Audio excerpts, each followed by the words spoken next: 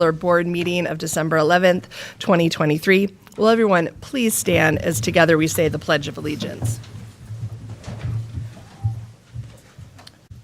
I pledge allegiance to the flag of the United States of America and to the republic for which it stands, one nation, under God, indivisible, with liberty and justice for all.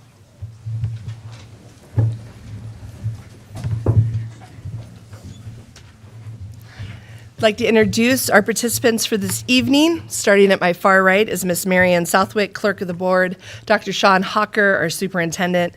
To my left is Mr. Casey Morrisroe, Vice Chair, in his final board meeting this evening. We'll come back to that. Also want to introduce Miss Heather Tenbrink, board member, Miss Allie Anderton, board member. I'm Rebecca Smith, board chair, and Miss Leslie Bierke is not able to join us this evening. We'd also like to recognize Mr. Jimmy McAndrew, trustee-elect, who is with us in the audience tonight. Public comment on district-related items is scheduled near the start of the meeting. Please sign up to speak on the sheet right inside the door. Comments may also be submitted to the board via email at trustees@CDA Schools or in writing through our clerk. Thank you. Is there a motion this evening to approve tonight's agenda? So moved. Second. All in favor? Aye. All right. Starting off this evening, we have our Teachers of the Month for November. All right.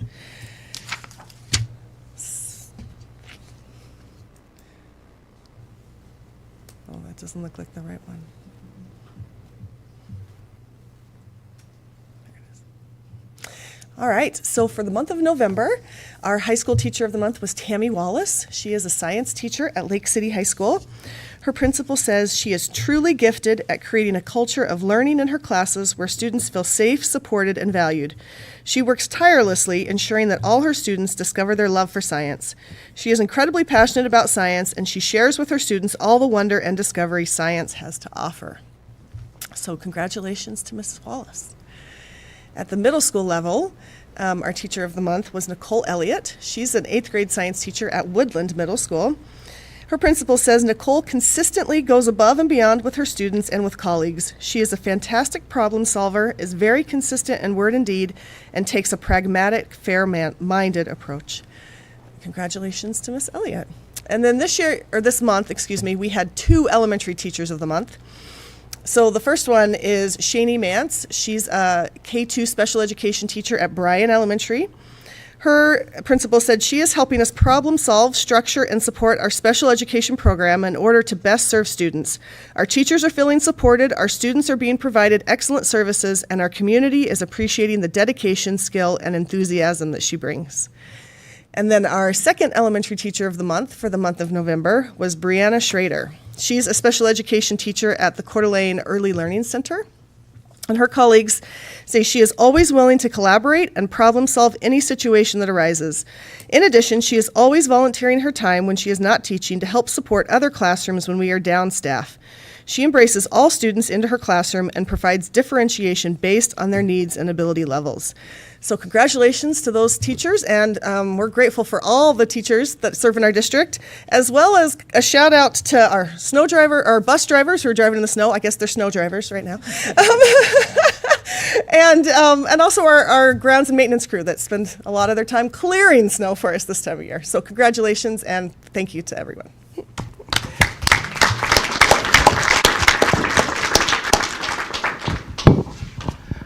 We're going to move into a time of recognition of Trustee Morrisroe's 8 years of service. But before we call him up, there's 5 other people that we want to take a moment this evening to recognize. And so if you're a trustee, your family also plays a part in you getting to serve. And so this evening, Trustee Morrisroe's family is all here. And so would you all bring your signs up, because they're super great, and come on up. And we've got a gift for you all this evening. So here, you guys can stand right over here.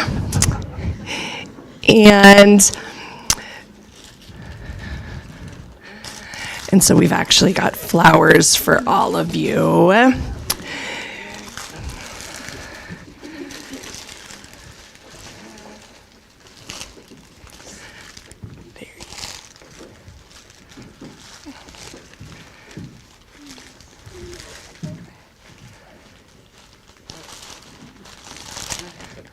And Katie, come on up. I should have had you hand them out. Because here's the thing, as a trustee, and you're going to see when we go through Trustee Morrisoro's accomplishments here in a minute, over 900 meetings total. It's a lot of time and energy over 8 years. And as trustees, we know that that time impacts our families. And I know that Trustee Morrisoro wouldn't change that because of his service and his heart. But we want to take a moment and thank all of you girls for sacrificing time with your dad for the sake of District 271. And so on behalf of the board and the administration and the district and all the other students, we just want to say thank you for sharing your dad with us. So can we give them a round of applause?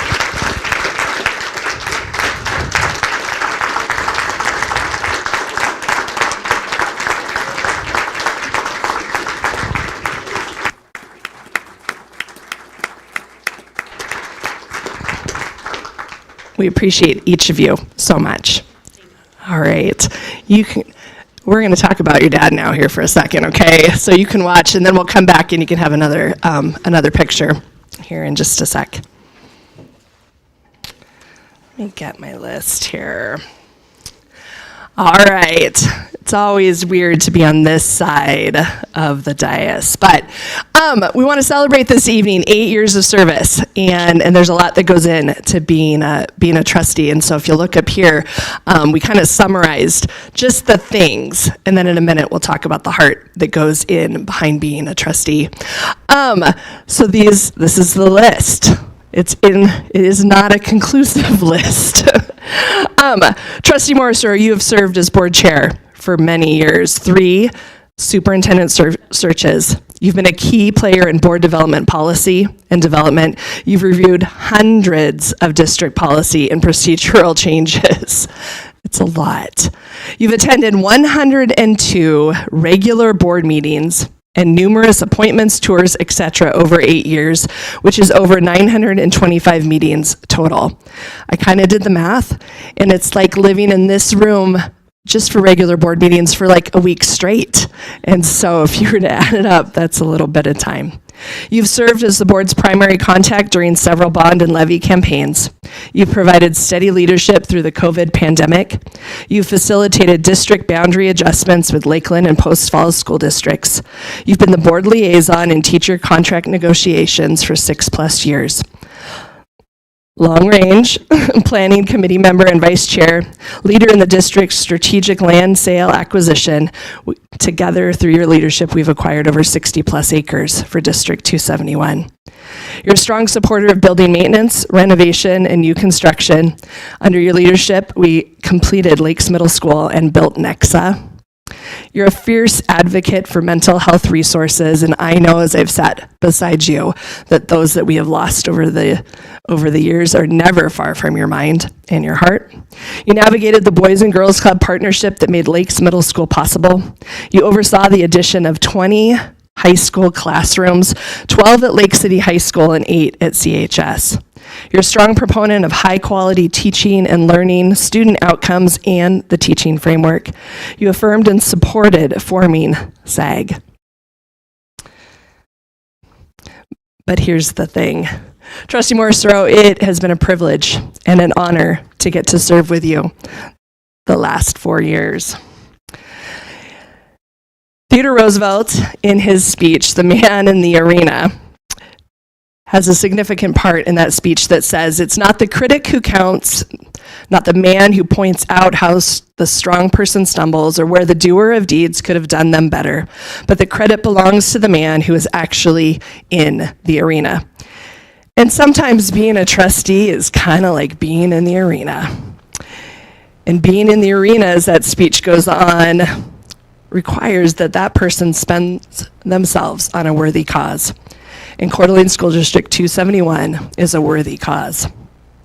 Being a trustee requires courage and tenacity because it's truly the intersection of the two things that people are most passionate about. One, people are passionate about their tax dollars. And I have witnessed you being a faithful and wise steward of our community's resources. And we all know that Coeur d'Alene is passionate about their tax dollars. And we know that our community believes in our tax dollars supporting their students. The other thing people are passionate about is their children. And the decisions that you have made on the behalf of students has been a worthy cause. For those of us who have the privilege of sitting on this dais, we know that the true weight behind those decisions regarding both tax dollars and students carries a heavy weight. Now, when I first received training on how to be a trustee, I asked some long-term and past trustees from around Idaho, I asked, hey, what really matters? What's important for a trustee to know? And resoundingly, the answer I received was, at the end of the day, make your decisions based on what's best for kids. And Trustee Morrisroe, as I and other trustees have sat alongside of you, we've witnessed you make decisions from a place and a heart of what's best for kids.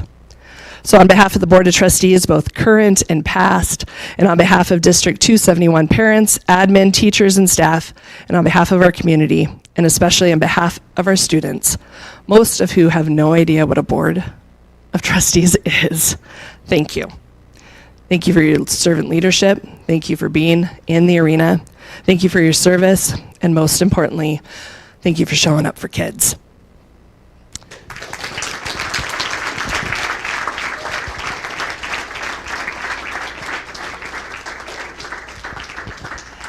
This says, with appreciation to Casey Morrisroe, trustee, for 8 years of exceptional school board leadership and community service to the students, parents, and staff of Coeur d'Alene School District 271. Thanks. Why don't you all come back up and we'll take a picture. You want to say something? Here, come on up and we'll take a picture all together.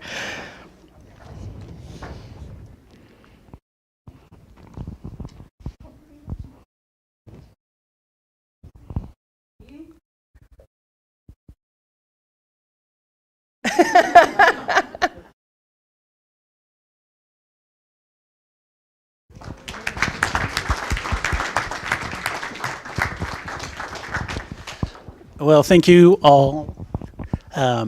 It's been an honor to serve for the district. If you don't know my story, I dropped out of high school as a sophomore out of Coeur d'Alene High, and then came back as a junior after missing that whole year. And it was a couple of teachers that really pushed me, an administrator, to get my act together and to complete school. And that's part of the reason I chose to serve on the school board and these 4 kids here as well. I wasn't happy with the way decisions were being made, and I wasn't just going to complain about it. I was going to do something about it. And so I invested myself in the school district. I was on long-range planning, and then came onto the board. It's been an honor. I'm going to miss it, I know, but I wouldn't change it. I'm glad it's over, or it's ending. But I know I'll miss it, and I appreciate everyone in the district, families, students, administrators, teachers. So thank you all.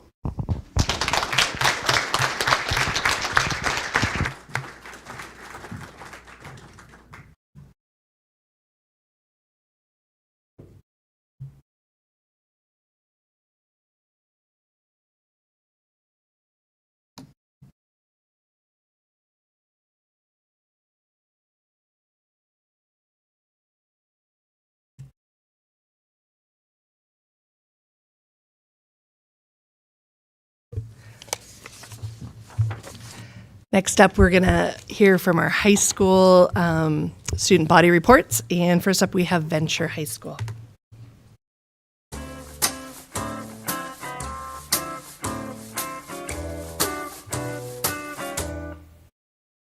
This year, Venture welcomed over 180 students with their family and friends at our annual open house and barbecue. The students received a passport that guided them through various stations so they could get to know the staff, school, and everything Venture has to offer. At the end of their tour, they turned in their passports for a chance to win some amazing prizes. The week before school started, our teachers attended the district-sponsored PLC conference, which involves an ongoing process where teachers work collaboratively in recurring cycles of collective inquiry and action research to achieve better results for the students they serve. The teachers work together to share ideas to enhance their teaching practice and create a learning environment where all students can reach their fullest potential. On October 4th, Mrs. Penske and her science class went on a field trip to the Round Lake State Park. where they examine what affects water quality, types of pollution, standards of water quality, and how we can check water quality. On October 10th, she took her class to Upriver Dam in Spokane, where they toured the dam and became familiar with where drinking water comes from, including aquifers, wells, and groundwater contamination. Mrs. Penske went on another field trip, which included 5 of her students. They did hands-on experiments and connected with local women who have built successful careers in science and engineering. These students experienced exciting real-world STEM applications. This Halloween season, our leadership team organized a Spirit Week. This included Tuesday as Duo Day, Wednesday as Decades Day, Thursday was Picture Retake Day, Friday was Senior Citizens Day, and Tuesday the 31st was Wear Your Halloween Costume. Many of our staff members even participated by dressing up as the Peanuts Gang. On Halloween, we held our traditional BBQ, and at the end of the day, students went trick-or-treating to all the classrooms. There was a costume contest for the best dress each day, and the winner won a fun gift bag. The week before Thanksgiving break, Venture focused on gratitude. Several of the events included celebrating World Kindness Day and Paraprofessional Educators Week, with leaves of sharing our thanks for their support. Students were also given gratitude links, which helped decorate our commons and showing how much we are truly grateful for. We also hosted New Vision for a girls' volleyball game on Monday. Posters were made to support our Venture girls while also making sure New Vision felt welcomed. Our term ended with our trimesterly exhibit night. This is the first time Venture has reached out to the general public since COVID. This is always a highlight of the year as our students have the opportunity to showcase their progress and achievements over the term.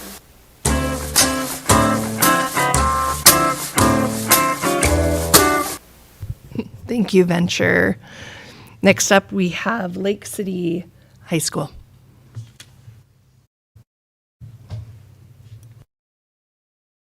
District Administration, and valued community members. My name is Luke Sharon, and I'm the Associated Student Body President of Lake City High School. My name is Ashley Kearns, and I'm the ASB Vice President at Lake City. My name is Bradley Gilmore, and I'm the ASB Secretary of Lake City. My name is Nathan Edmonds, and I'm the ASB Treasurer at Lake City High School. This last month has been great for Lake City and our Timberwolf community. First and foremost, we want to take a moment to thank our staff for an amazing November. Our staff member of the month is Mr. Bell for his work with state and district drama, where he led an original humorous team to first place at state and placed various teams at the district competition. Our student of the month is Haley Bales for her commitment to our school through her voice. She sings the national anthem almost every time it's needed. Lastly, our athlete of the month is freshman Ella Pearson for her amazing performance thus far in girls varsity basketball. Now, ASB Vice President Ashley Kearns will provide further updates on sports at Lake City. Thanks, Luke. Winter sports have started up, and wrestling and girls and boys basketball are in full swing. Our girls basketball team started out with a tournament in Boise before a home tournament against Eagle High School, Rocky Mountain High School, and Meridian High School, where our girls ended up winning 2-1. Their season record is 7-1 so far. Our boys team had their first couple games, and their first home game was a blast. We dedicated the game to Jen Little and honored her by having a Pink Out Dead theme. Now, ASB Secretary Bradley Gilmore will provide some details behind our upcoming winter dance. Thank you, Ashley. Our winter dance is scheduled for December 16th, and the theme this year is Northern Lights. We are currently test running pre-selling tickets for this event. Additionally, we have reduced the general price for the dance from $10 to $5. We understand that expenses are adding up, and we want to ensure that attending our dance is not a financial burden for the parents of students or the students themselves. Now, I'll pass it on to Nathan Edmonds, our ASB Treasurer. Thank you, Bradley. Since we last shared with the school board, we have been working to benefit the Coeur d'Alene community as well as our own T-Wolf community. In cooperation with CHS, we have begun collecting items for the All for All event. For 4 weeks, we will be hosting a different drive to benefit a different community resource. The first 2 weeks have already been successful in collecting blankets and towels for Family Promise and winter clothing for St. Vincent de Paul. In the next 2 weeks, we will be collecting items that families need to donate to Safe Passage and personal hygiene items for the Union Gospel Mission. We have also been accepting food donations the past few weeks to benefit our own Lake City Wolf Down Wednesday and backpack programs to make food readily available to our student population. Now, back to Luke. Thank you, Nathan. Lastly, our Fight for the Fish planning is going amazingly, and our hype for Fight for the Fish is starting to build. Thank you to the board for granting us the opportunity to virtually address you all tonight. We look forward to reconnecting next month, and go T-Wolves! Thank you, Lake City. And I believe in person this evening we have Coeur d'Alene High School.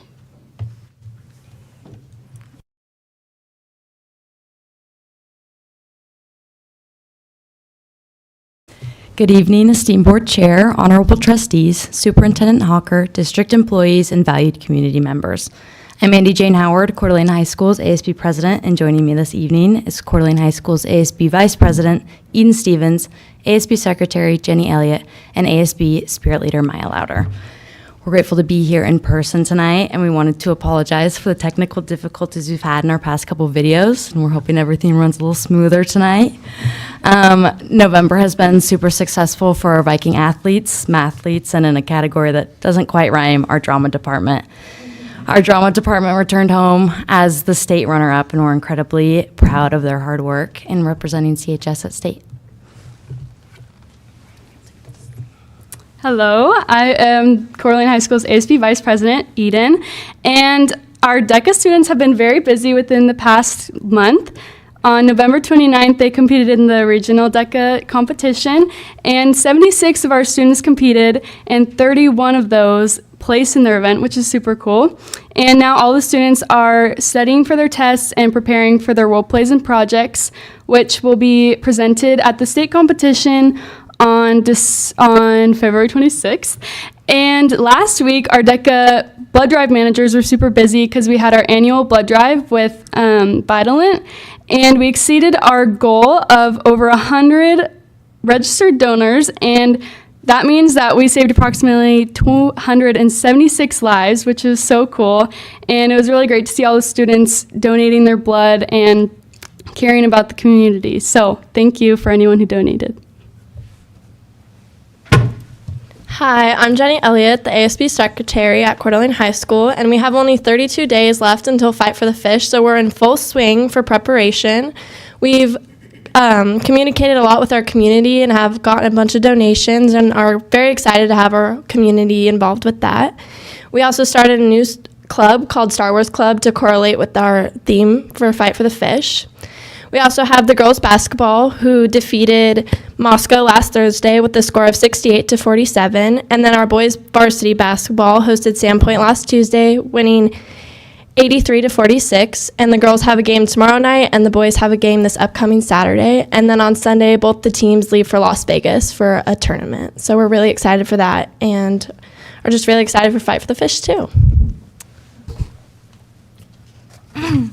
Hi, I'm Maya Louder. I'm Coeur d'Alene's ASB spirit leader. So I'm here to talk about some of our athletics from the fall season. So our football boys traveled down to Boise on November 18th to compete in the 5A state championship game against Highland. They played a great game, and with the score of 28-35, placed second in the state for 5A football. Our boys cross country team, which inevitably also competes together for their club team, traveled to Portland, Oregon on December 2nd to compete in the Nike Cross Nationals competition. We are so grateful for this unique opportunity for their team to compete at such a high level while being ranked 11th in the nation. Now, our different kind of athletes are mathletes, with Mrs. Tapia found great success while competing at the NIC Math League competition in November. With 9 schools and more than 100 mathletes competing, the Vikings juniors took the top 3 places, as well as the top 2 places for seniors, and this led our Vikings to win first place overall for the competition. Thank you very much. All right. If you're feeling festive this week, you're in luck, because we have 2 performances happening at CHS. Tomorrow, we have our band concert, and then on the 14th, which I think is Thursday, we have our choir concert. This is a really great opportunity to support the arts here in our community, especially at the youth level. So we encourage you all to come and dress nice and listen to pretty Christmas music. As always, thank you for your support, and roll Vikes.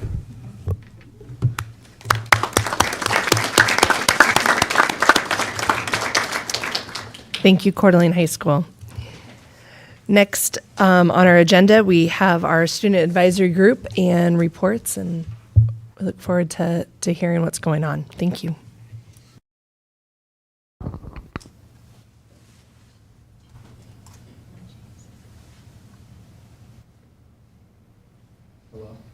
Okay, it's on. It's just not working. Hello? Oh, there it goes. Amazing. Okay, good evening, Dr. Hawker, Board Chair, esteemed trustees, and Ms. Southwick. My name is Luke Sharon, and I'm the Student Advisory Group Chair. We had our second high school SAG meeting at Lake City High School on November 27th. We had Assistant Superintendent Mr. Derrick and Trustee Anderton in attendance. We discussed our priority issues and ideas to better the high school. My name is Rowan Lair, and I'm a junior at Lake City High School. At this meeting, we discussed some main ideas for SAG to focus on and share concerns and ideas to the district and Board of Trustees. We wanted to define SAG's future role and decided to directly address 3 smaller issues: Wi-Fi access, resource accessibility, and skyward grading. Over the last month, SAG members have compiled their thoughts and suggestions into 3 Google Docs, and we have sent these recommendations in written form to the appropriate district administration. Hello, I'm Maddie Gilmore, and I'm a sophomore at Lake City.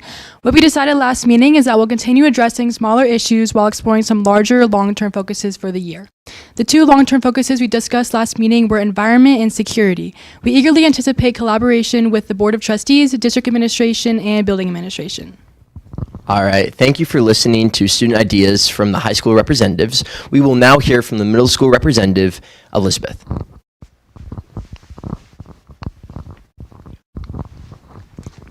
Good evening, Dr. Hawker, esteemed board members, and Mrs. Southwick. I'm Elizabeth Phillips, and I am part of the middle school SAG. My partner, Ace Adams, was not able to make it tonight, and thank you for allowing us to share what we have been doing with you. For part of our time, we had discussed the school dress code policy along with finding issues and things the students we want with our schools and coming up with ways to fix it last meeting.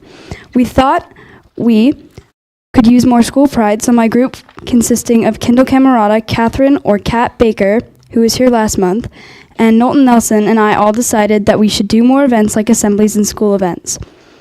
We also used our time to look at SAG student surveys from years past and brainstorm new questions we would like to ask and different data we would like to collect. We also talked with Mrs. Derrick about the possibility of also posing a survey to staff to find how their view of students' issues compare. Again, thank you for your time and letting us share what the middle school SAG has done at our first meeting. All right, round of applause for Elizabeth. Now we're going to hear from our elementary branch of Student Advisory Group from James and Miles. My name is James Edwards Dodge, and I'm a 5th grader at Wooden Elementary. This is my first year in the Student Advisory Group. At our last meeting, we got into groups and discussed all of our suggestions that came through the suggestion box at each school. There were several suggestions of wanting to have a class pet. We discussed the positives and the negatives during the meeting, and Dr. Nelson let us know of the policy that it is written regarding animals in schools.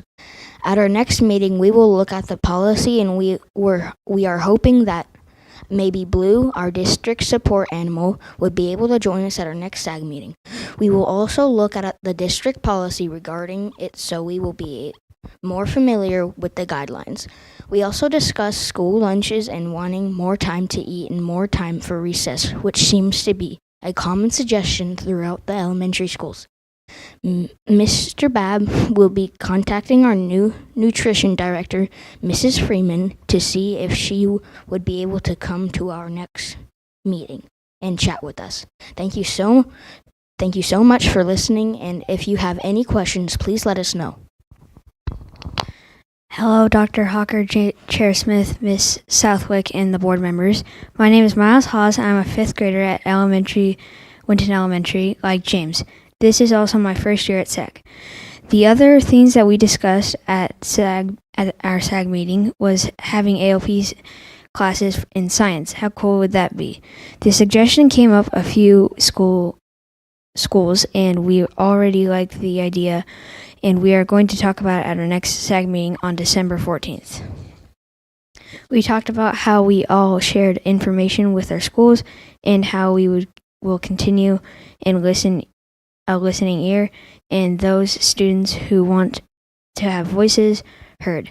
One of our SAG representatives even created a suggestion slip, and kindergartners have emojis that can also share our great ideas. Thank you for listening to me. All right. Again, it takes a lot of courage to get up here and speak, so please give it up for James and Miles.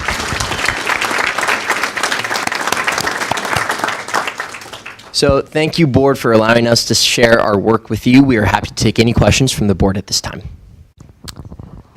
Trustees, are there questions? I do have one quick question for Maddie.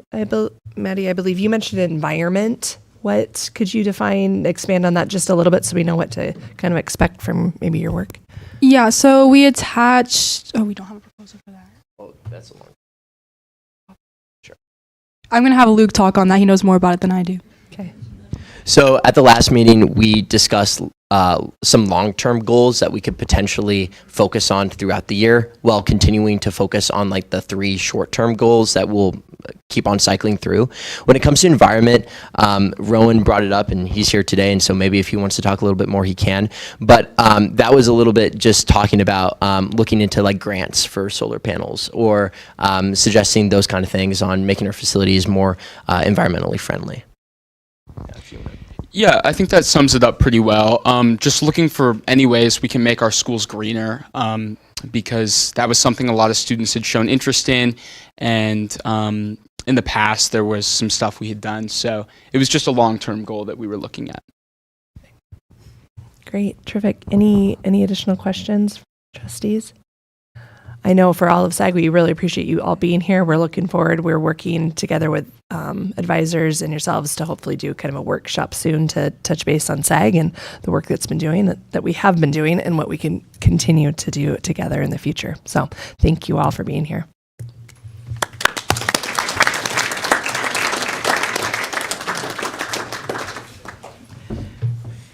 Great. Yeah. Is there none? All right, trustees, do any trustees have any questions this evening for our Coeur d'Alene Education Association? Otherwise, our report is in our packet. I don't think so. Thank you for that, Erin. There is at this time, we have no signups for public comment. So we will continue on. Superintendent Hawker, would you like to maybe introduce just our strategic plan update and then at this point? So. You bet. I don't know where he went. Oh, there he is. All right. Dr. Nelson's going to give us our strategic plan update, and Heather will give us our assessment update. Sorry, I was just so inspired talking to some of our students back there. Good evening, trustees. Chair Smith, Dr. Hawker, members of the board, Trustee Morrisroe, thank you. It's been a pleasure serving with you all these years. I am pleased to be able to share with you our strategic plan update for the month of December. As you know, we have the strategic plan as the focus of our district's work. With everything that we do, every decision we make focused on students, as you mentioned with Trustee Morrisroe's philosophy, and the word achievement. It doesn't matter where our decisions are, everything should be focused with that. And again, we have a strategic plan banner posted here and a similar banner in each of our buildings so that everybody, when they walk into any of our facilities, knows what we are working on. We also made the commitment to you this last month about our schools and pursuing high reliabilities certification. That's that second goal that you see, that all of our students, all of our schools, by the 2024-2025 school year become highly reliable in level 1 certification. It doesn't matter what that looks like, however, all of our schools are focused on creating that strong collaborative learning environment. And one of the ways that we are doing that is we're asking a lot of questions. So what you see on the right-hand side is a live view of our strategic plan survey. Now, we're going to be administering this in both parents, staff, student, and a community-facing survey. So even looking at people who don't necessarily have a direct connection with Coeur d'Alene Public Schools, but asking them specific questions because we recognize that we exist to serve the community at large. So that survey has been out. Right now we have about 800 responses, and each building is responsible for sending out communication in a window that they feel is best. We don't want to bombard everybody all at the same time. Some of our buildings want to be able to control that information that is coming out. But we should be able to have our first batch of results coming up here in the next couple of weeks. That's again just the parent survey. We will follow up with a separate survey for students and staff over the couple of weeks that come. And Dr. Nelson, maybe I missed it really quick since we're on that slide. Can you come back? The intent of that survey as it relates to our strategic plan, could you expand maybe for me on that? I'm sorry. Sure. So not a problem. It is a parent survey regarding the standards of Level 1 certification, which for us is our second goal area, safe, supportive, and collaborative learning environments. So the feedback that we will receive from our parents and guardians will be triangulated with similar questions for students, community, as well as staff, and then ultimately inform how we are approaching that particular goal area. Next year, for those schools that are moving on to Level 2, we will add a second survey and thus along the way. Terrific, thank you. That's helpful. The other really nice thing is we really worked hard with our building leaders, and the survey is taking approximately 5 minutes to be able to complete. So it's quick and easy, but also provides us that information to make those data-driven decisions that we all want. I also wanted to remind you that the investment that we made in August of last year of hosting the first ever Professional Learning Communities Institute here in Coeur d'Alene continues to pay off. And I wanted to highlight the work today of Coeur d'Alene High School. Now, Coeur d'Alene High School's journey to pursue professional learning communities started well before Principal Randall's. But he also just had an opportunity to take a little trip paid with his own building funds to visit Adlai Stevenson High School, which is just north of Chicago. They are the first school to implement the idea of professional learning communities, bringing all stakeholders together for the focus on student achievement. He wanted to provide a little bit of an update as to how he felt his trip went and how it impacts the decisions of his building.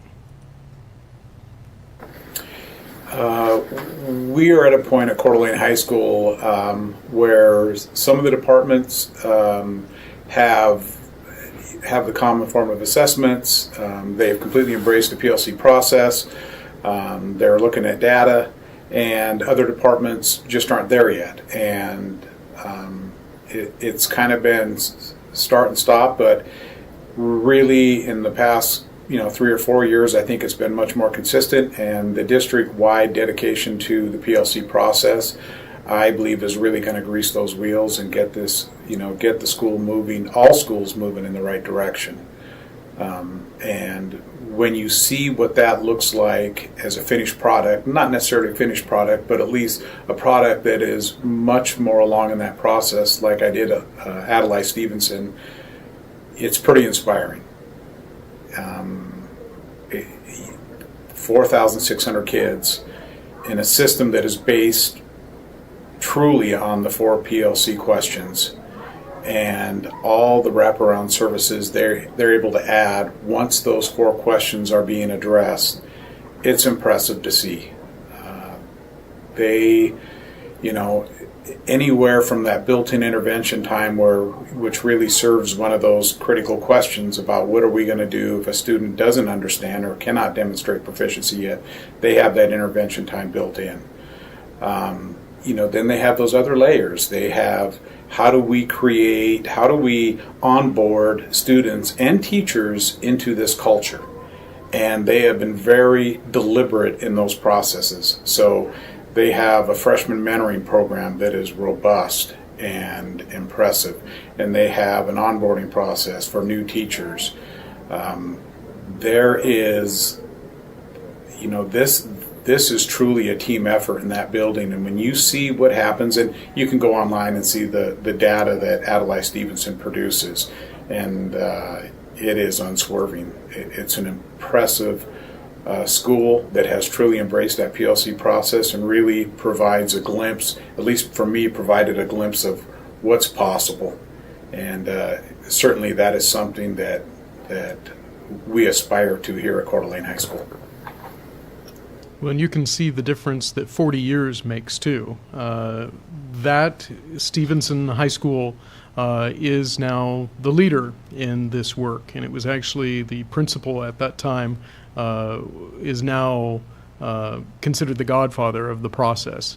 What they have accomplished is where we want to be, and we're driven to be able to use not only the work of our additional staff, but also the experiences that we're learning throughout this network to improve the achievement. So everything that we're doing is triangulating really well. In fact, he mentioned a little bit about common formative assessments. Sorry, we already heard you, Mike. There we go. I like him, but we can only hear it once.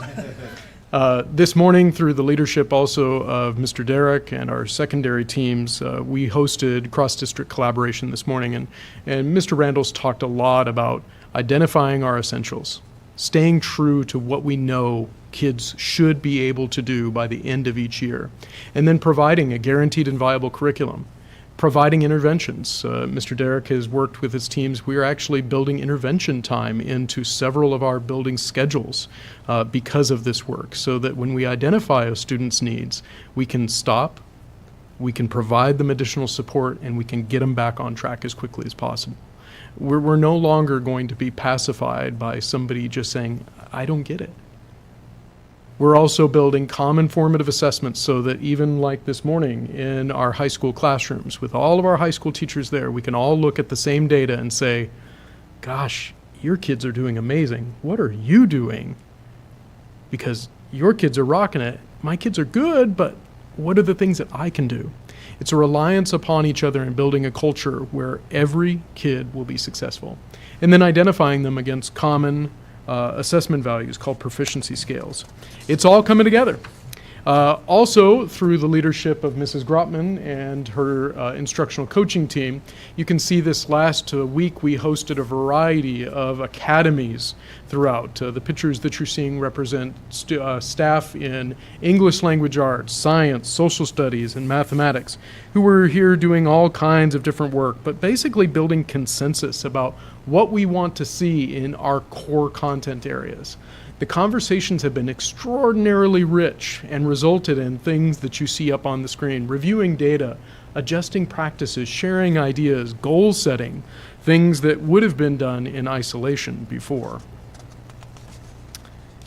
Additionally, we as district administrators have a lot of things going on. We're also engaging in a book study. There's a copy of it here for you. And, you know, Casey, if you'd like a copy, we can probably get you one along the way. But this is about how we as district teams work with our district office staff, our building leadership, so that the decisions that we make that you make at the board level, at the district level, and the building level are contiguous, that everybody is on the same page. You can see some of our work around building that culture of continuous improvement on the right-hand side.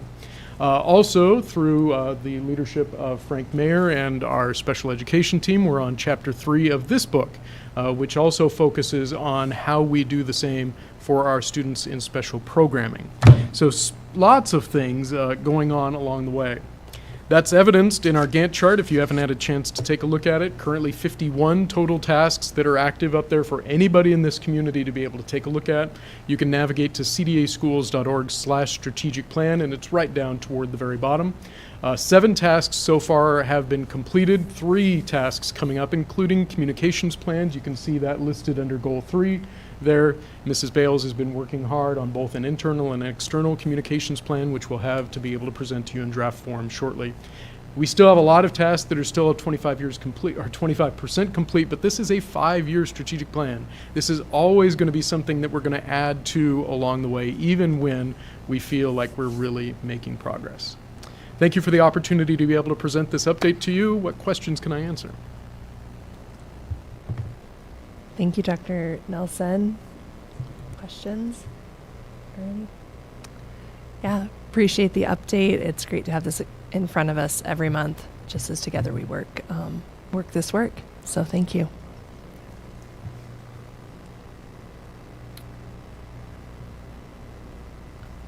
As part of our agenda for each month, we are looking at our strategic plan, just update, and then we're returning now kind of back and getting back into the rhythm of always having an assessment update. And so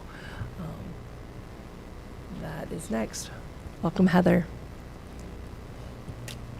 Good evening. Nice to be here tonight. I have a couple of pieces of data that I want to share from you from fall. So we'll start with our fall ice station data. Not sure if I need to move us ahead here. Okay, here we go. And if you'll remember, ice station data is our elementary reading. So our first dip into the IRI, Idaho Reading Indicator, for grades K through 3, and then our 4th and 5th grade students in the district as well. So this is just a comparison fall to fall. If you want to follow a cohort, you could start at kindergarten in 2020, follow them to 1st grade 2021, and then so on. So you can kind of see how students progress through the years. We're happy to report that we do see students coming in the fall with a bit of an uptick in their proficiency. We think that has a lot to do with just students being in school full-time the last several years, and just not being in that mode of COVID. So I'm excited to see that. So our kindergartners, you can see in fall of 2020, came in at a tier 1, which is the most proficient, at about 46%. And in the fall this year, 59%. That's quite a jump. Questions about our fall. This is really just our baseline for the year. And then as we go along, I can send a monthly update and board notes to you just so that you can see kind of how that changes month to month, if that's something that you would like to see. Okay. The board notes have been really helpful the last couple of weeks, just as we recenter, I think, just our heads and minds just around this data. Mm-hmm. I think we talked briefly. We came out of the ISBA conference and just want to continue, since this is our target, our primary target goal, just to be really focused on this. So thanks for providing that. You bet. And so our next fall data is iReady, which is our mathematics curriculum.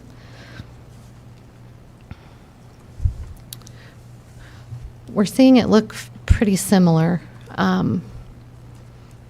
There's little moments where we see upticks with data, but for the most part, it's still looking quite the same as it was in the fall of 2020. If you follow a cohort along, again, if you started with kindergartners in 2020, they were at 23%, as 1st graders, 27%. Oh, this is not grade level. This is by, I'm sorry, excuse me. This is by strand. So numbers and operations, algebraic thinking, measurement data, geometry, and just overall. So if you're looking at overall data for our kiddos, again, it's going to look fairly similar from year to year. That was one of my questions. So each one of these strands has a few grade levels in it, if they're kind of grade level in that topic? K-5. So this is the whole cohort of elementary students in each strand. Okay. Yes.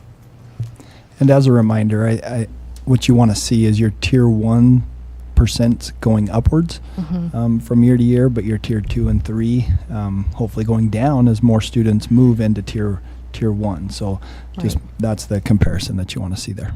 Mm-hmm.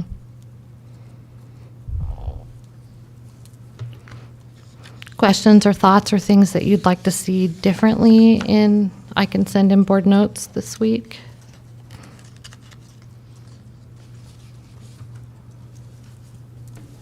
I think it's important to see the spring data in there. I know it's not a fair comparison, but you can be a little discouraged with fall data, or I can find myself discouraged with fall data because it's not what we're striving for.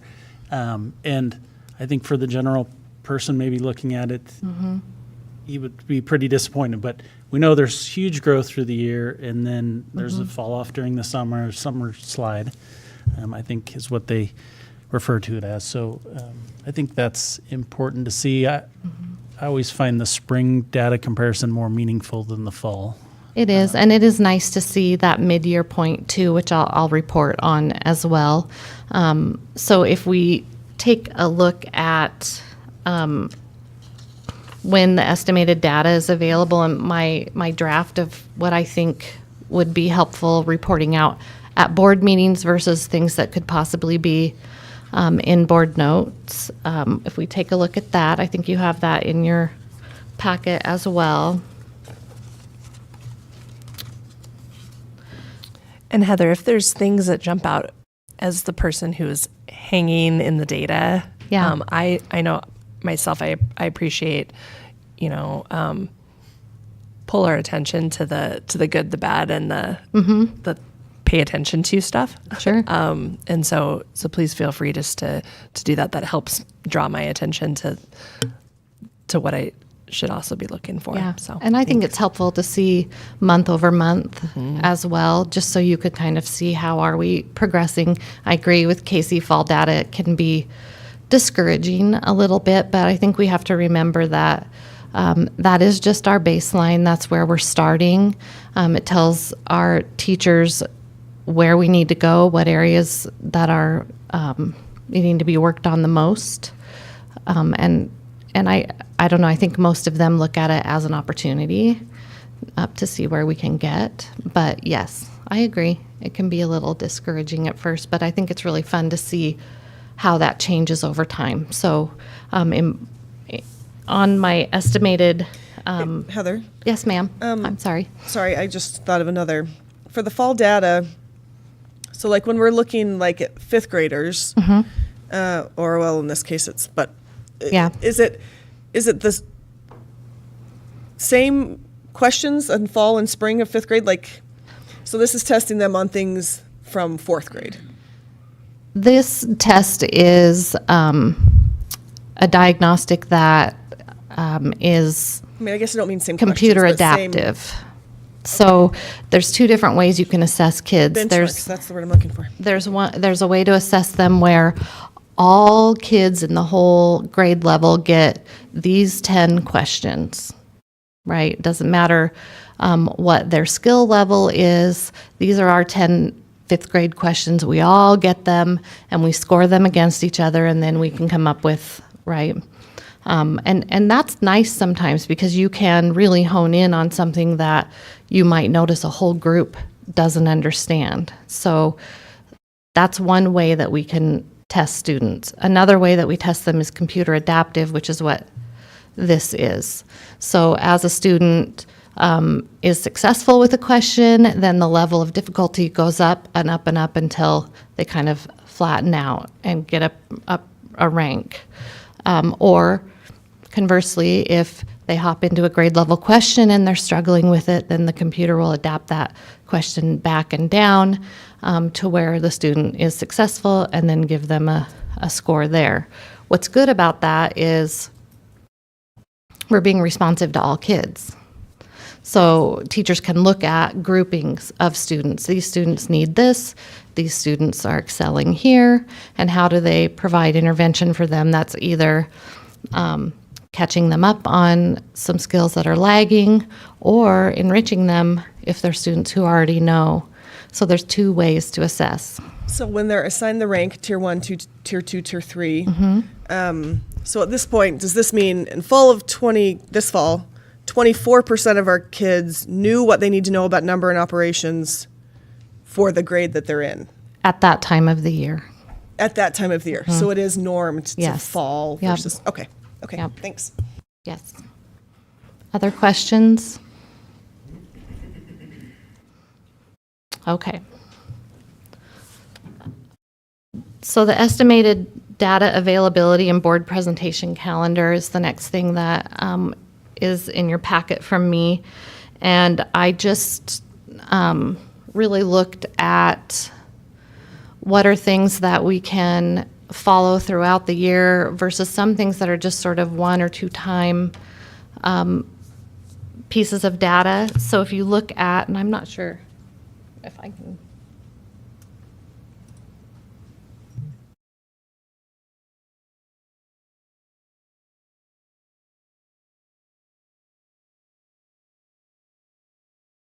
Make it a little bigger. And we've got it in our You have it. I in just our thought it would be packet nice here. I've for got it pulled up on my iPad. So friends in the audience to see maybe. So these are my suggested data presentations. It's difficult to see color up there, so I apologize, but there are things in yellow that I think would be good to bring to a board presentation, and there's things in white that are things that I think could possibly be in board notes each week. And then just keeping in mind for people who don't know, any board notes are public as well. So if you're interested in these things, if I don't present it at a meeting, it's still available on our school district website for anyone to view at any time. One thing that I would say about this is when we have a change in assessment, for instance, this fall, our PSAT went digital for the first time. And so sometimes when things change, then the data either rolls in sooner or later, depending on what it is. So this is an estimated, if all things were to be equal next year, this is when I think I could present things to you. So this has a little bit of a disclaimer that this is what I think would work. This is what historically we could do. But if an assessment were to change, be renormed, then perhaps that data wouldn't be available just yet. But we can stay in contact about that and know when it comes. I can present it. So thoughts on this, questions? no, I think this is a great. It's going to be great to get back into the habit of this and continue to put in front of us how are our students doing, because really that's what we want to know is how are our students doing and what can we do to continue to achieve those goals. So, perfect. Thank you. Okay. Just Heather, one thing I saw in there, December's semester grades, but that'll be prior to the semester ending. So Did I put that in December? I apologize. no worries. I will move that. Likely to January or February. Semester grades won't be available till the end of January. Leslie, thank you. Trustee Morris-Rowe. Any other things that look suspicious on there? No. Okay. Thank you. Thank you so much. All right, we're going to move into our consent agenda this evening. Is there any discussion? We'll start with discussion on any of those consent agenda items. Hearing none, is there a motion to approve tonight's consent agenda? I move to approve the consent agenda for tonight. Is there a second? I'll second. Any further discussion? All in favor? Aye. Aye. Any opposed? All right, consent agenda is approved. There is board additional information there. Is there any questions on any of those topics this evening? All right, we're going to move into our first reading then. We've got 4 different policies to kind of work through this evening. The first is a policy that has been brought back from the state. And so it is policy 2415, supporting students with characteristics of dyslexia. And is there any discussion on this? District edits are in red for this policy. Any questions? Just looks like it was a really minimal striking of some language, right? Yeah.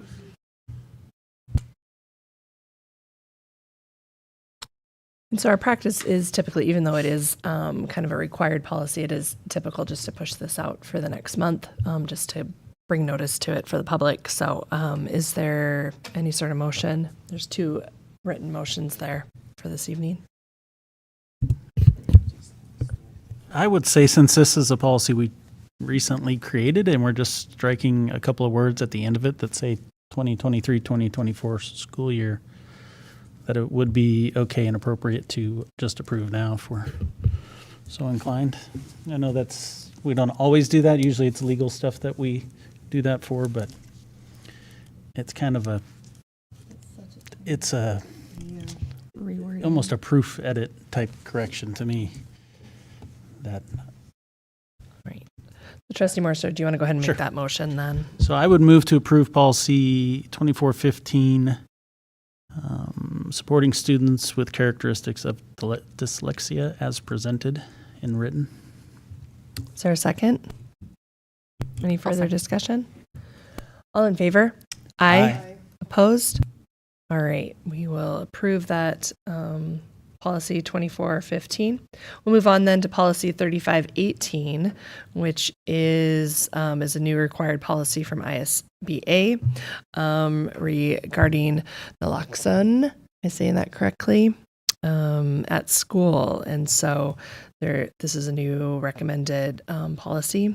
Is there any question on this one? There's updates as well. This is a completely new policy. We do not currently have a policy on this, correct? We do. We do. It's both. This is the renaming of a policy, right, Leanne? Just want to make sure. Yes. Do you want to? Thanks. Just want to make sure we get that right answer. Chair Smith and members of the board. Yes, last year we promulgated a procedure, 3510P1, to go with our policy 3510, which is medication in school. And now the ISBA is requiring a naloxone policy, and they've titled it or numbered it 3518. So what we've done is utilize their model policy 3518, and we're keeping our procedure 3510P2. And then if you approve the 3518 policy, we will rename the procedure that we promulgated last year to 3518P. And the form as well that went with that. The procedure is the same as previously? There's some slight changes. You can see the changes in the policy that was recommended by ISBA. And then we made a few changes to the procedure because it was kind of duplicated. Okay. Thank you. Thank you. Terrific. Thank you so much. Again, this is the same type of thing because the procedure was recently out, so we can kind of, whatever is kind of the will of the board on this. So is there a sense of what we'd like to do here?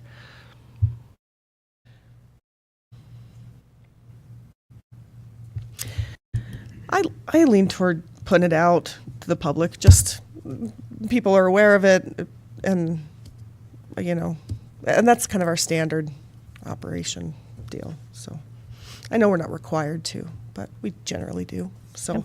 I'll move to accept required policy 3518, treatment of opioid overdoses, and advance it to the public comment period. I'll second. Any discussion? All in favor? Aye. Opposed? All right. So we will move that then to public comment. Thanks. We're going to move on to policy 2425 of parental rights. And Dr. Hawker, can you kind of tee this one back up? Because there's been a lot of motion. We've done some work on this. It's gone out. It's come back. So. Yes, if you remember, it was brought to you a couple months ago and passed first reading. We put it out for public comment, received public comment last month, and we discussed that, and we decided we wanted a little longer time to review it. We also wanted Mr. Orchard here to be able to answer any specific questions, so we put it back out for public comment and received those specific 5 comments. This is a policy that is required for us to have. It's a parent rights policy, and the law itself is relatively vague, asking us to create a policy that notifies parents when a teacher or a staff member may notice a change in a student. And you can imagine that in and of itself right there is really an interesting conversation, because do you notice that they grew an inch and we need to contact parents and inform parents that their kid grew an inch? Or, the bill's intent is to notify parents when we notice, perhaps challenges or changes in behaviors and things like that with students. And so this policy was drafted as such. It is a good work. Keith and his team have done great work on this, and I would certainly invite Keith to come up and add any 2 cents to this if anybody has any additional comments or questions after that first and now on to second reading. Mr. Orchard, could I ask you a question maybe off of that, and not to put you on a spot? Were you able to review those public comments that we received? Yes, I was able to. And that's not a test, but yeah. Sorry. Yeah, I did my homework. Did you have thoughts on how that could impact this policy? And they all kind of revolved around the same kind of topic. And I appreciate those folks taking the time to send us comment on Yeah, I think there's 3 general topics. Two people commented that they were worried that this gave the impression that because we need to contact parents, we don't need to contact child welfare in case of abuse or neglect. And I don't really understand that. Nowhere do I see that, or would that supersede our obligation for mandatory reporting. So I don't, but I would hate it if anyone read that in there, because we are all mandated reporters and our duty is to report any suspected abuse or neglect. I would be okay if we just added a line that said something to the effect of this policy does not replace or supersede policy 5260P, abused and neglected, child reporting procedure. I think that would be great. Yeah, so maybe that clears up any confusion with that. So that was one of the comments. 2 people quoted that. A second one is about just general, they say this puts teachers under a lot of pressure. Like, how on earth are we supposed to know what constitutes a known change? And we tried to get specific and be vague at the same time in order to protect them from it. In our language, where was our language that we settled on? Our language was, if they become aware of a change that is evident and impactful on a student's ability to learn. So growing an inch would not qualify. It doesn't really impact their ability to learn within the school, right? And having a scrape on their knee is probably not that impactful, and so on. If something comes up where it is impacting their ability to function in the school, that should probably trigger a call home, right, in general, which in general is our practice. If something is really impactful and really glaring, then we call home. I mean, I think that is the general practice for everybody. Teachers are worried that what if they miss it and the stress, a kid comes in and they didn't really see it, or they didn't think it was impactful enough and a parent could complain.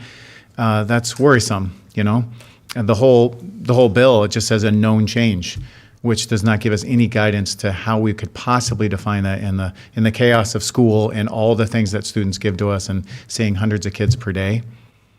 So that's the second one. I don't know how to answer that question. I don't really know how to adjust that for them and give them any more clarity, because when we tried to do a procedure that spelled it out, we ran into all sorts of problems. Now we're starting to splice hairs and say, when does the scrape count and when does it not? And it's contingent on so many different factors that it'd be impossible to detail in a policy, we decided. And then the third one they said is we should include nurses and counselors in there as the ones who should realistically make determinations about something, whether it's it has an emotional or a physical impact. And I understand that and I agree with it. We had counselors and nurses in there before, and that's when we heard from counselors and nurses and says, don't call us out specifically. This is everyone's responsibility. We call home if there's something. That is just our policy. Nurses call home every time they see a student, right? So they don't need a new policy that tells them to contact parents. Counselors call home constantly when big things come up. And so that gets confusing too. Like, do we really need to spell that out and add more detail in for them? So you can see our dilemma in trying to write this to please different folks.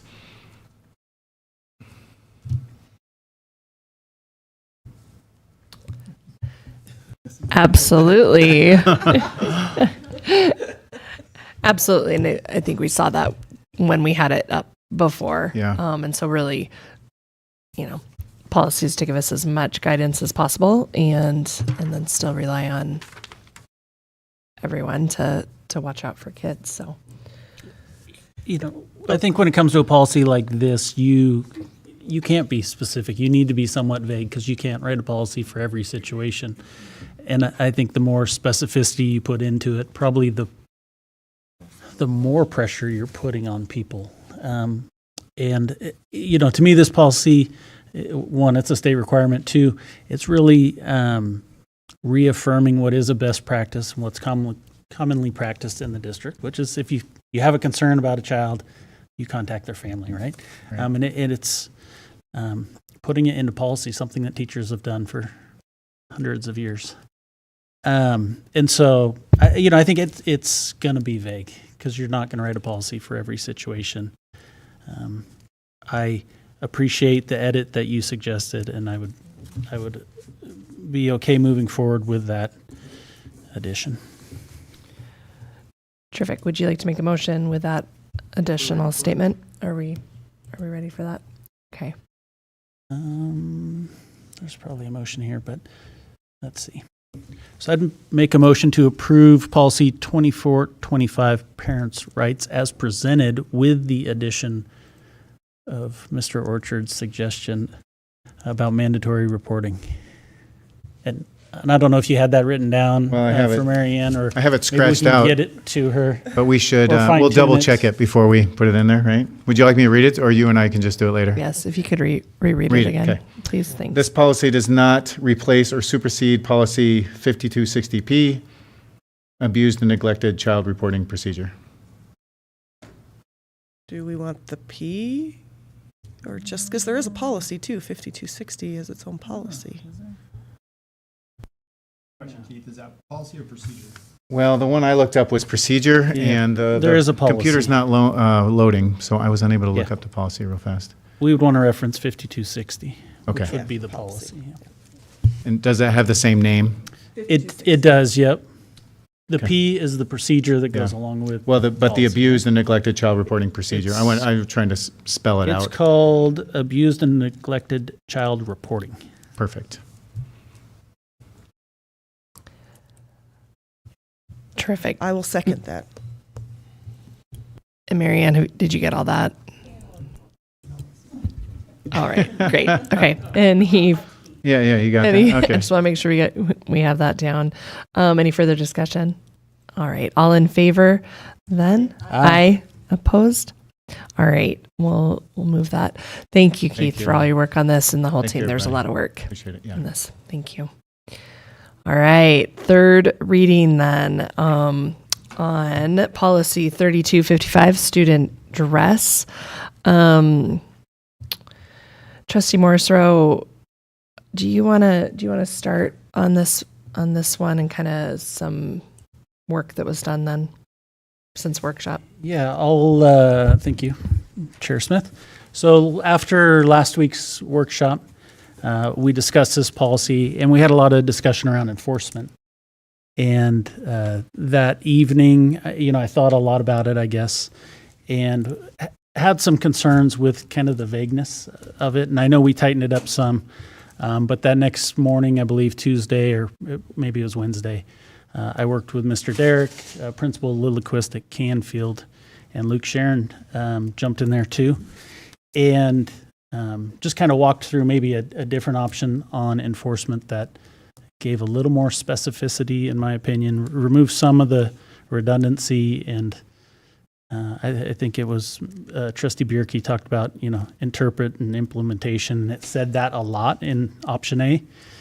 So I tried to eliminate some of those sorts of things. So what we have is the policy with the changes that we agreed upon last week at the policy workshop. And then there's two enforcement sections, either option A or option B. Option A is what we discussed last week. Option B was something that the four of us drafted. And so if we were going to move forward with a policy, we need to pick one of those options.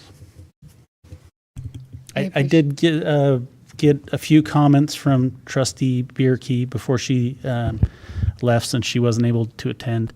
And I think in general she was supportive of option B. She thought it could be less words and we could say the same thing. I think she eliminated kind of bullet 4 there, but in hers, which was kind of the informing building administrators so they can inform parents. All right. Thank you for your work on that. Trustees, any thoughts then on what are... I was just going to say I appreciate the extra effort that you put into that, Casey and Luke and everyone else that was a part of it. I do like it being a little more specific. I like option B, definitely. I do as well. Yeah, well, once I called Principal Lilliquist and said, okay, walk me through this. What's this look like in your building? And there's, in option A, it says the administrator will notify a parent or guardian. And Mr. Lilliquist said, that's just not going to happen every time, because it's going to be, a kid maybe with an inappropriate shirt that's vulgar or something, and the teacher's going to say, hey, I need you to cover that up. And then they're going to move on to their next class, and they're not going to notify. And so he was concerned with that kind of expectation that you'd always be notified, because he knows that's not going to happen. And so as we reworked it, it's really the notification is at kind of the principal's discretion when it's egregious or if it's repetitive, those sorts of things. So, Luke, you saw option B and added a sentence, I believe. Does it meet the spirit of what SAG talked about, do you feel like? Hopefully. Oh, yeah. Yeah, I think it does. I think that throughout the workshop, we talked a lot about it, and I don't think that from anyone's perspective on student advisor group, we wanted a broad policy that made it easy for people to go against it. So I think that ultimately, what Casey proposed, I think was valuable, and so yeah. Okay. All right. Thank you. Terrific. Then are we in a spot in a position then to take action on this policy? I'll make a motion if we are. So I'd move to approve policy 3255, student dress, as revised with option B in the enforcement section. I'll second. Any further discussion? I guess before we take discussion, I do just want to say thank you to Mr. Luke Sharon for your leadership on this. I think this is a great to the administration as well. What a tremendous work, collaboration, a lot of leadership, a lot of work went into getting us to this point for this policy. So I want to say thank you for that. All in favor of the motion? Aye. Opposed? All right. Well done. I think that we can. We have a student dress. Great. All right. We are going to move on then to consideration of land acquisition. And Mr. Voller, I believe, is going to present.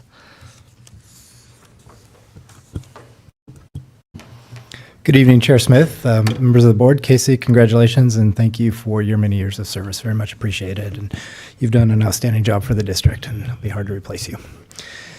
All right, this is a big moment. This is really the final step in the acquisition of land. So it's the 20 acres of land that we've been talking about for some time that's in the Cortair development. It's in the northwest corner of that development, northeast corner of that development.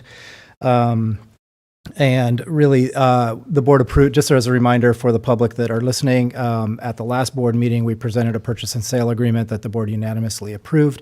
This is the final step in that, as approving the resolution. So it's kind of all the legal terms that legal has drafted by law that you need to approve that resolution. So just a few comments as we go into that, just kind of to note where we're at in this process.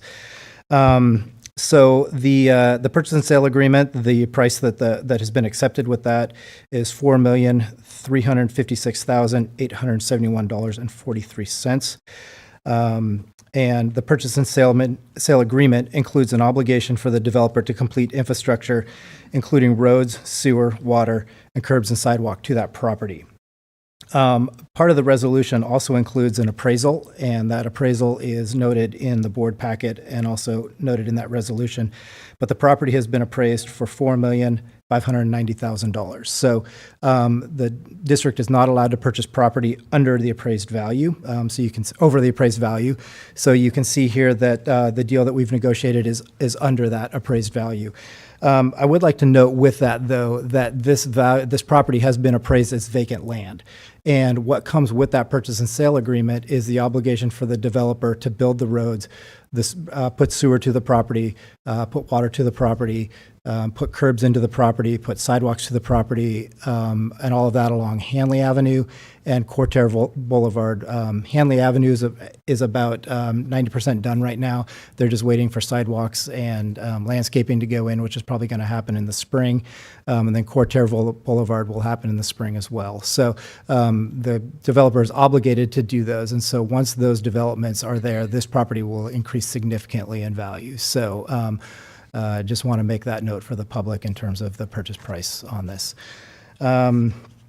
And with that, the developer has also provided a letter of credit from their bank that obligates them to complete the development of those roads and infrastructure with that. And so that was part of the purchase and sale agreement as well. And we actually have that letter of credit in hand from their bank signed right now. And that gives us the opportunity, if for say something happened, we could draw on that money to complete those improvements on our own. And actually that letter of credit is they're basically double bonded essentially. So they're bonding through that letter of credit to the school district and to the city of Coeur d'Alene. So there's pretty good security in that with the double bonding that they have.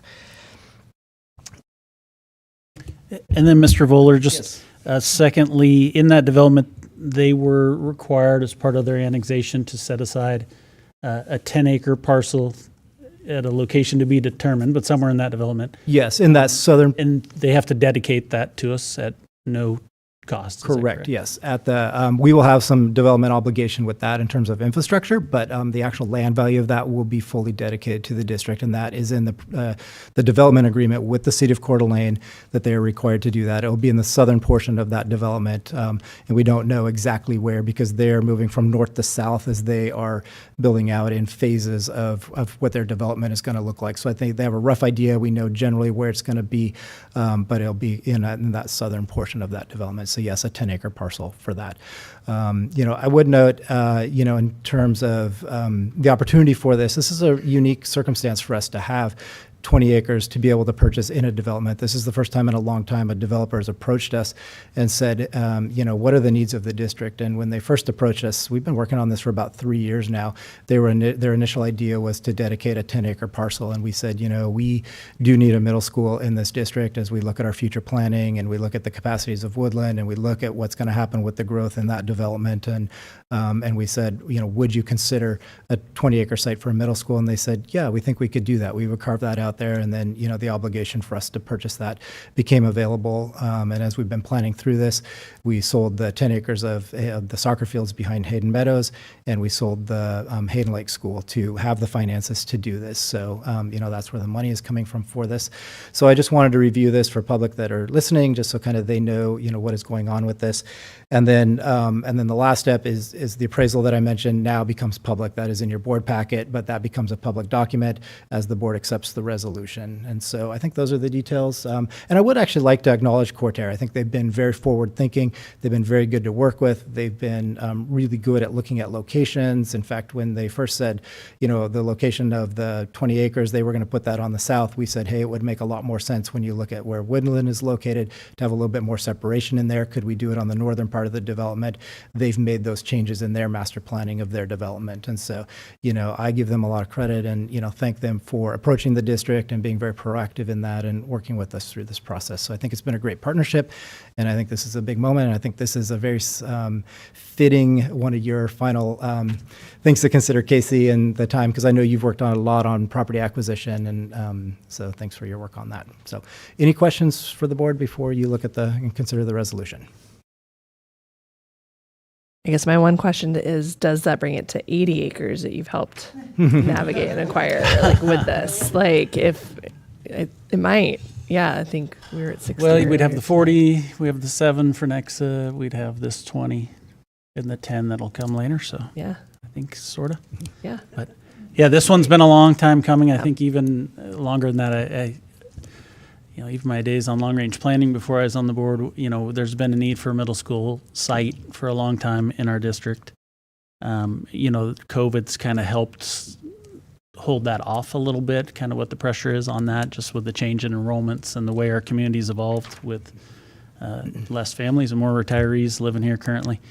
But this is an important piece to our district in the future, and the need will be there at some point, even if it's not today. Going through the Nexa land acquisition, we looked at every vacant parcel in the district. And when you were looking for 10 acres or more, there weren't very many of them, and that seems kind of absurd, but when you look in our school district boundaries, there weren't too many. And we would not have found a 20-acre site without Cortera's partnership on this. So I agree that they should be applauded for working with us on that. And I'd be happy to make the motion to approve Resolution 2402 as presented. I'll second. All in favor? Aye. Aye. Opposed? All right. Mr. Voller, thank you for navigating that, and please pass on our thanks to Cortera. Oh, it's my pleasure. Thank you.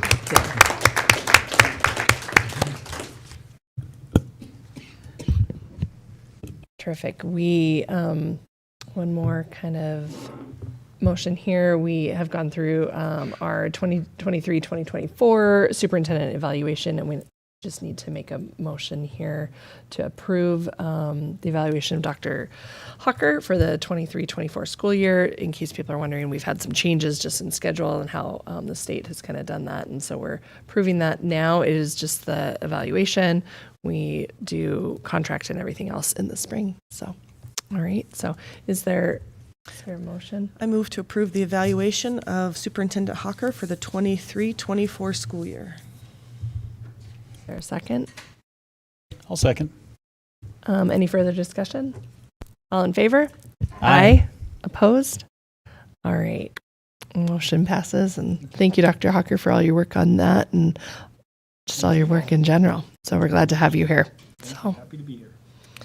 All right, we have a couple of future dates. Our next regular board meeting is in January 8th, 2024.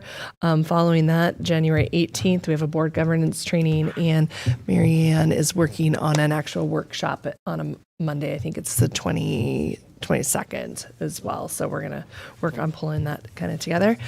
And so with that, we're gonna. Can I make the motion to adjourn? Motion to adjourn. No. Okay, Trustee Smith, I'd like to make a motion to adjourn this meeting. Is there a second? Second. All in favor? Aye. Aye. Any opposed? Oh, no. All right. There we go. All right. Thank you.